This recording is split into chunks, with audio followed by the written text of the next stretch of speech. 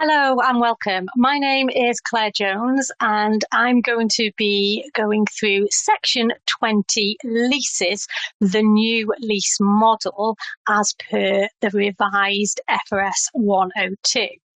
As I'm sure you're aware, the FRS 102 periodic review amendments are effective for periods commencing on or after the 1st of January 2026. And Section 20 leases is one of those areas that is going to have a significant impact, because what we are going to see is many of those operating leases now coming onto the balance sheet. And many of those operating leases were previously property leases.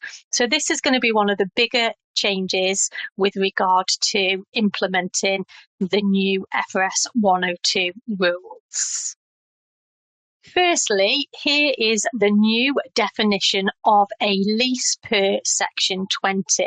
And we can see there a contract or part of one that conveys the right to control the use of an identified asset for a period of time in exchange for consideration. So let's have a look at this definition, because it is different to the previous definition in FRS 102. So the focus is on this right to control the use of an asset. And what they say there is, can you direct the use of an asset and also obtain substantially all the economic benefits from using that asset? So if we think of these property leases, for example, then have we got this right to direct the use of a floor within a building? Well, I'm sure there's partitioning walls put up, there might be a eating canteen area. So consequently, entities will have the right to control and direct the use of that asset. Subsequently, it will then appear on the balance sheet.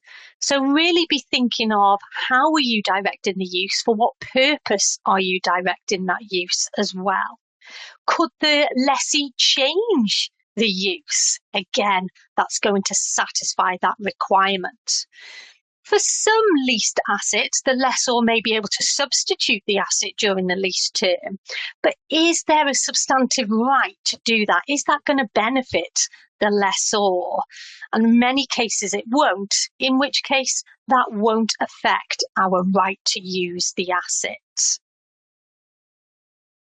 The second point we need to consider is the period of time, the lease term.